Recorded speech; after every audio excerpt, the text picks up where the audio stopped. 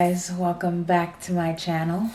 So I'm glad to be back. I did have to take a little time to myself, but I'm back and we're gonna get on with today's video. So today's video, we are going to be doing movies that were worse than their books. So today I'm going to speak to you about 5 movies that I think that their books were way better than their movies. So let's get on to this video. Okay. So first book I'm going to talk about this book first because when I tell you guys, I was so into this book. Like, I dived into this book, right? And I feel like not a lot of people read it. I feel like it was a movie that they made it seem like it never came from a book, unless you read it and you got the title. So I am here to talk to you about The Duff, The Designated Ugly Fat Friend. So The Designated Ugly Fat Friend was a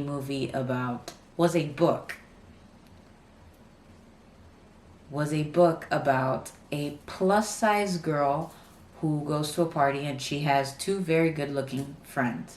And she didn't notice in the beginning until she goes to a party and is told by the main guy of the movie that she is the Duff. She doesn't even know what that means. So when he dives in and tells her what the Duff stands for, which it stands for Designated Ugly Fat Friend, she throws the drinks on him and walks away. Now, in the movie, this is technically the same idea that happened. It technically happens the same. But the thing that killed me was I could not get past of how the main characters looked. And I think Mae Whitman is a great actor. But when you are reading a book and you like to close your eyes and you follow the description of how the author describes their main characters, I do not feel like she fit Bianca well. Because, I felt like this book was to prove that beauty comes in every ways. And a lot of people struggle and a lot of people feel a certain way no matter how they look. But when you're reading the book, you don't think of Mae Whitman as Bianca Piper. Now, I think personality-wise, I think she was a hit and I thought it was good. But I feel like the portrayal of the actor, like it did not fit who Bianca Piper was supposed to be. When I think of Bianca Piper, I think of a beautiful plus-size girl who has great friends and is a great person, but I feel like they cut that angle out and I didn't like that. As for the boy, who everybody knows is played by Robbie Amell, I think Robbie was, now I think in the terms of a hot man, I think Robbie was a good terms. I don't think who they picked to be Wesley fit. I mean, if you really read the description in the book, it's kind of like he doesn't even look like that at all. Like, no. And I'm so sorry to say, I felt like the book went more into depth. It explained why Bianca was how she was.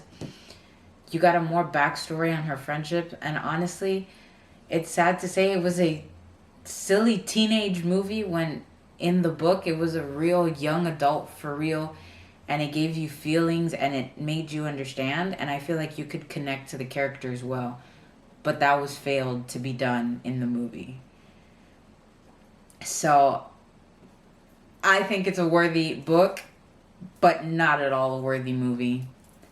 1 out of 10, I probably would have rated it a 4.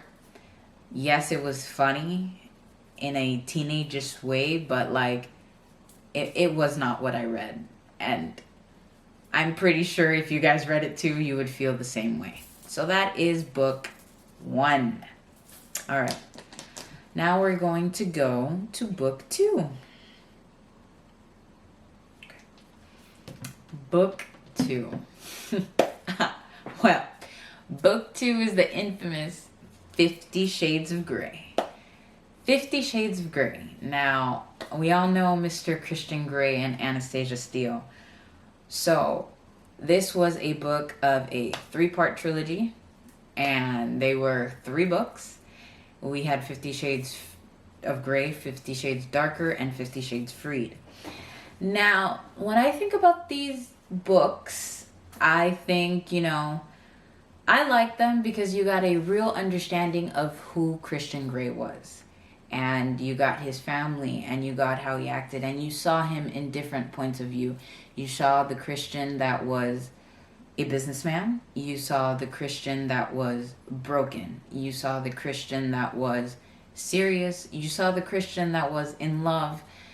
You saw different parts of Christian Grey, and I really loved that throughout the 50 Shades of Grey trilogy. And Anastasia Steele, I mean, she was your typical character. While I do feel that she made Christian better, I mean, it was nice to take the ride, and it was nice to see from her eyes how it was. But guys, the movies of 50 Shades of Grey, I am sorry to say, but they were a no-no. No. Let's just start with the fact that when you read 50 Shades of Grey and you think of Anastasia Steele, you don't think of Johnson. I mean, I think Dakota Johnson as a celebrity is great. Yes, I have no issues with her. But she did not scream Anastasia Steele in no way, shape, or form. Not at all. When you think, at least when I was thinking of Anastasia Steele, I was thinking of like an Alexis Bledel because she fit it so well. And then let's go into Christian. I love me some Jamie Duran. I really do. I really do. But Christian Grey was not for him. That is not who he was meant to play. I don't think he fit it well at all. And I don't think it benefited him whatsoever. So, and when you're reading a book like 50 Shades of Grey, I feel like that book makes you realize connection is a big thing. It is something that is necessary. You need to connect with your partner, especially in the type of book that 50 Shades was. That did not happen on screen. You literally, if you were watching all 3 movies, you felt like the characters were so disconnected the entire time. I was just like, how does this make sense? Like, they're supposed to be all up in each other and trying new things and are into things that require trust. But awkward. Can we say awkward? Yes. Dakota Johnson is just an awkward person. So it's like, I feel like they took it to an extreme level. Instead of making the girl seem innocent, like she didn't know whatever, they made her look like she had no opinion in anything. Or she literally was just a pet following along. I think it was, 50 Shades of Grey movies, like, a lot of people were complaining because, obviously it's an erotica book. It's not going to give you every single detail like it does in the book. It's not going to. I mean, they can't put that on screen because it wouldn't be a movie. It would be something else. So, of course, they can't do that. But for me, it was just in the form of the movie was just a terrible, terrible portrayal of the book. And I honestly believe that 50 Shades of Grey was a book that was never supposed to be a movie. Absolutely not. 50 Shades of Grey was not supposed to be a movie. I think they should have stayed on the book factor, and they should have let it be of how anybody else can think or how anybody else could desire a certain celebrity to pay that actor. Because at the end of the day, what one person views as Christian Grey is not what someone else is going to. And to just pinpoint one actor to be that person, no. Because at the end of the day, if you look online, literally everybody will tell you that is not who should have played Christian Grey. And yes, I thought it was really bad. As much as I loved the books. So that's my opinion on 50 Shades of Grey. All right. So book number 3 that we are doing has recently become a movie. And We are on movie 2, I'm pretty sure. And we are talking about the After series, which is from Wattpad. After. In my opinion, After the movie, the first one was a train wreck?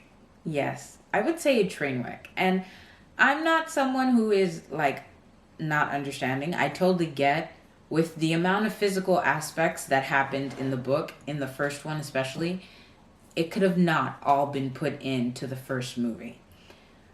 But I feel like they just cut the whole dynamic of the movie out.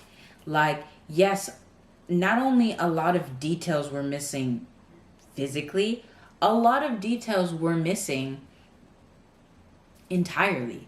Like, I feel like it was more like, I don't know, it was more like a TV show that never had a book and it was just based on something random. I didn't feel like it followed after whatever. I also didn't appreciate how they didn't go into the parents situation of Tessa. I feel like there was more to see. I didn't like how they portrayed a lot of things in this movie. I will say I do think Hero for me was a great pick for Hardin. I think he played it very well and I really did like it. As for Tessa, I was not a fan, but I mean, I was not a fan of Tessa in the book and I was not a fan of Tessa in the movie. So, I mean, in that point, it was like an equal for me. And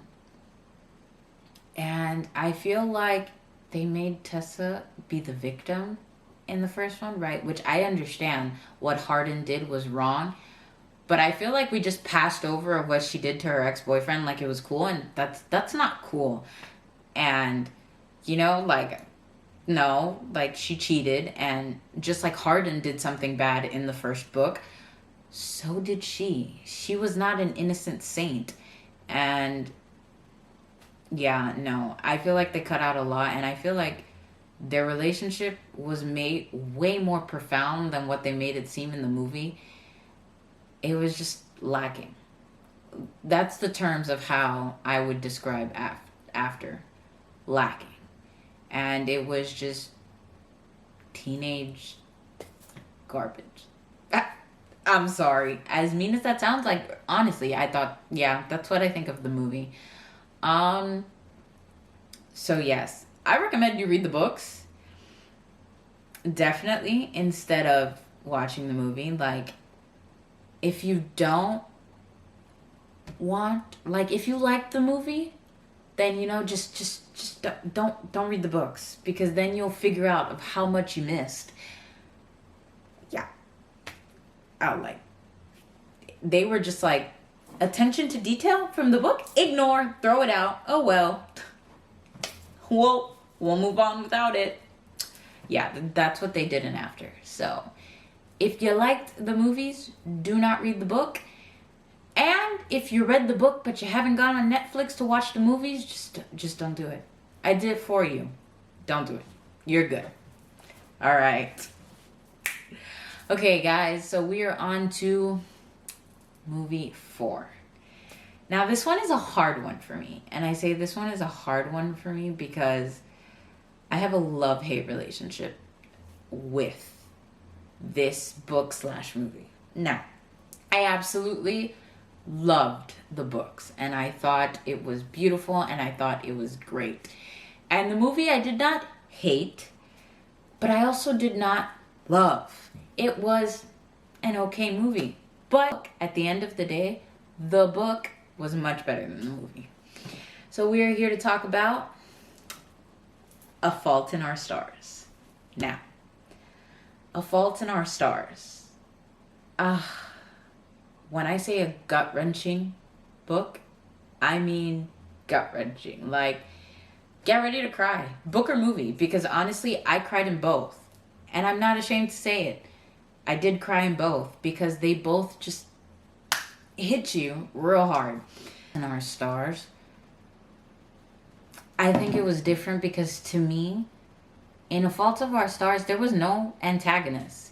It was not people trying to reach love trying to reach a goal. It was more with them trying to reach peace with what is happening to them.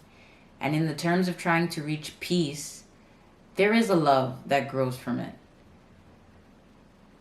And honestly, I know a lot of people didn't like that. And I can understand in other people's stand of view of, you know, I think we're all used to a happily ever after. And when it doesn't come to that, I feel like we as humans, we tend to want to bash books because it does not give us that. But I think when you read a story that gives you a different insight, that gives you a different look and a different way to view a thing, is very good. And I feel like A Fault in Our Stars did do that to us. I feel like it shook us to a core and it made us believe that, oh my God, you know, yes, she sadly has cancer and it's horrible. And, you know, she thinks she's come to terms with it and she's just like, F life, life is over, who cares, there's nothing good about it. Like, why waste my day in these things? Why does my mom make me do this? But there was more to that. I feel like the author wanted you to see that even though the situation you're in, there is still something you can find. And I feel like she found that when she met Angel. And I feel like this novel for me put cancer in a whole new perspective, because when you're looking at Hazel, you kind of just see it as in, you know, she's just,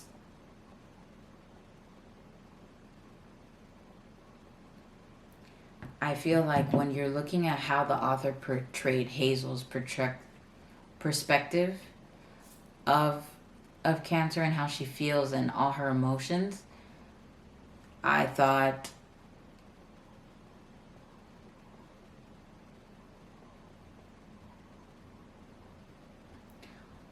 was very unique and was very intriguing for me. I feel like this book puts you in a core shaking emotional roller coaster. Like, everything you thought something was gonna go, he was gonna sweep it and put it somewhere else and make it go a different way. And I'm not gonna lie, yes, heart-wrenching when he passed away in the end. But I think she gained a lot. I don't think it was mostly like a goodbye. I feel like he gave her a reason to continue living. He gave her a reason to continue pushing. He made her see a light that the earth has so much to offer, and she can't just put herself in a dark bubble and hate everything, because at the end of the day, everybody passes away at a certain point. But that does not mean that maybe because you do it sooner or maybe because you do it later, there isn't something for everybody to see or experience that is life-changing. I found it amazing in the book of like, it was never a dull moment. It's like 1 minute you were laughing so hard, you were falling off your bed from things you were reading, and to the next you were bawling your eyes out, crying, because you can just close your eyes and picture how Hazel felt or how they felt in that moment. And I did feel like Augustus, I don't know. When I think of him, I didn't think of him as a teenager. I feel like Hazel was your typical, like, she gave you an insight of what it felt like to be a teenager, and I thought she was a great representation. But when I think about Augustus, he was so mature and he was so different. And honestly, I feel like he wasn't only teaching Hazel lessons, he was teaching lessons to people who were reading the book just to read. So when I think of Shailene Woodley, right, I think they picked a great actress to play Hazel. And I think she was great. And I literally think she portrayed and acted so well as Hazel. I remember it until this day of the gut-wrenching when she's crying. Like, I felt like watching the movie, I was crying with her, and I felt the way, like, it felt so real. I think Ansel was great as Augustus. I really think he did great too. But I feel like, yes, there were parts. You go through all the different stages of grief with Hazel in the book. But I feel like in the movie you don't get that at all. Like I feel like they want to play Augustus as in he's there but he's healthy and he's getting better and nothing bad is going to happen to him.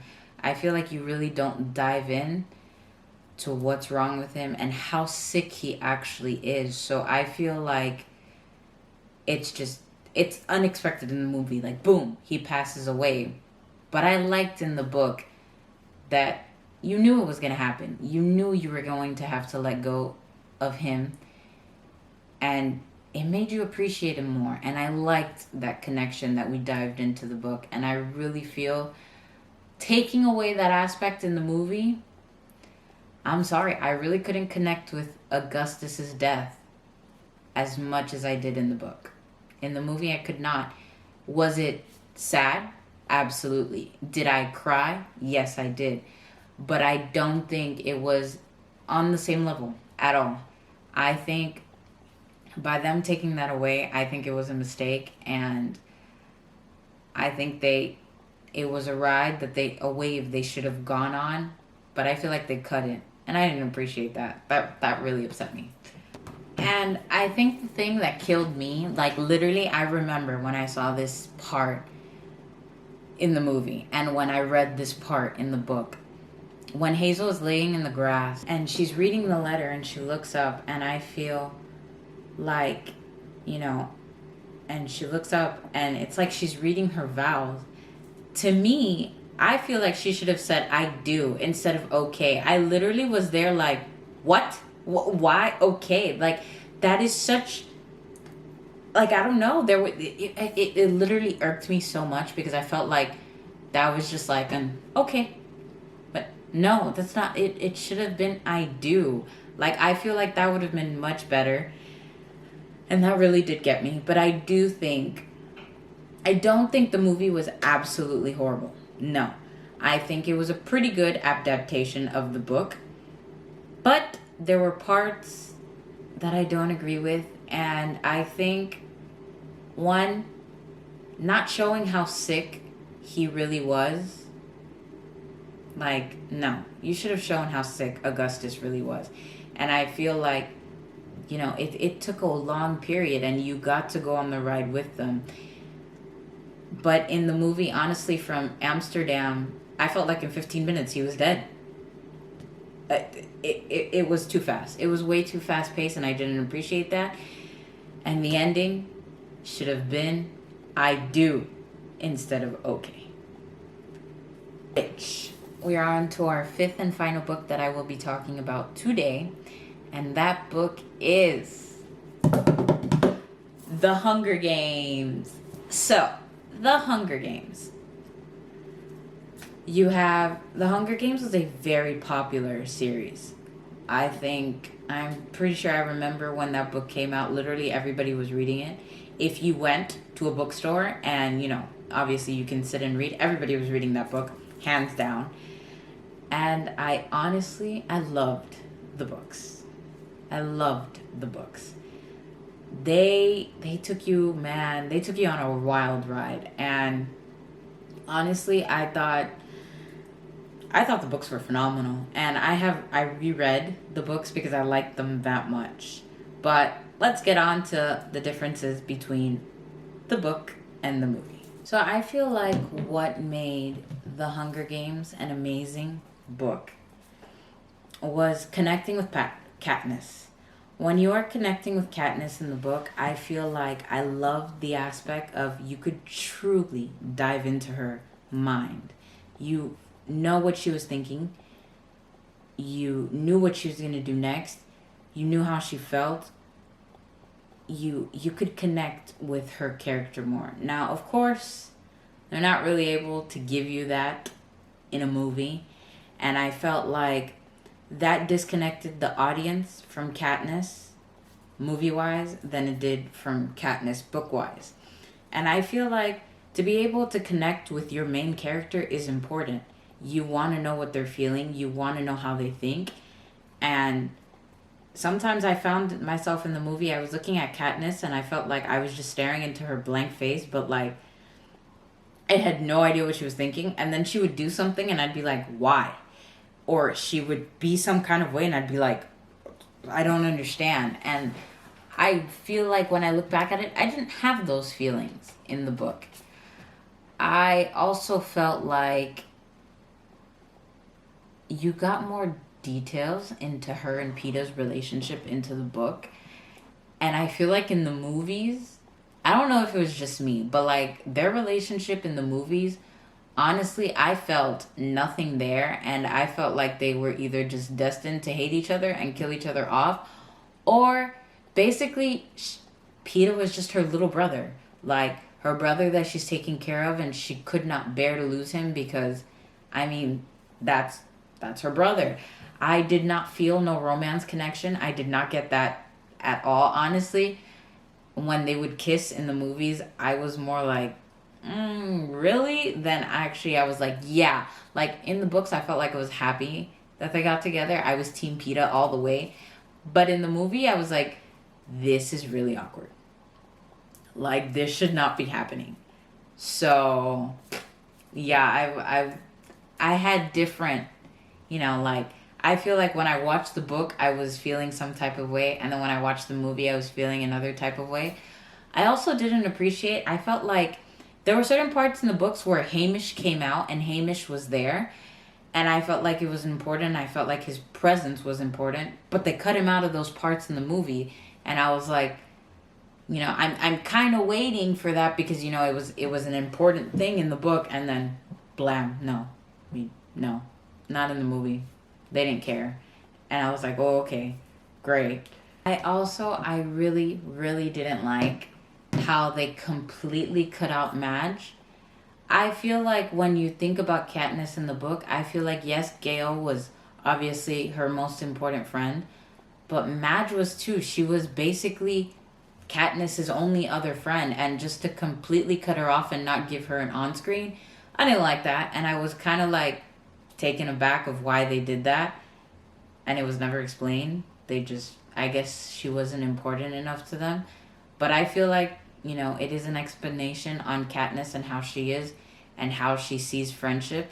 I feel like they made it more wanting to be a triangle so bad in the movies. Like, they just wanted it to be like, she only has two friends, two boyfriends, and she has to pick one. Who is she going to pick? I feel like that's all they wanted to do, so they had to eliminate any form of showing that she could have other friendships. I didn't really like that. I will also say, I thought Rue's death was basically like you were just waiting for it to happen in the movie. I feel like it was no shock. I feel like you were just expecting it.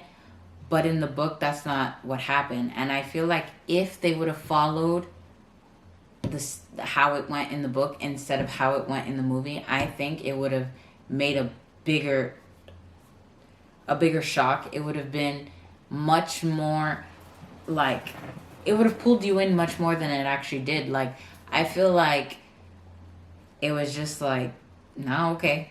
Like, yeah, this is what's going to happen. I mean, clearly everybody sees it happening, so we're just going to throw it there.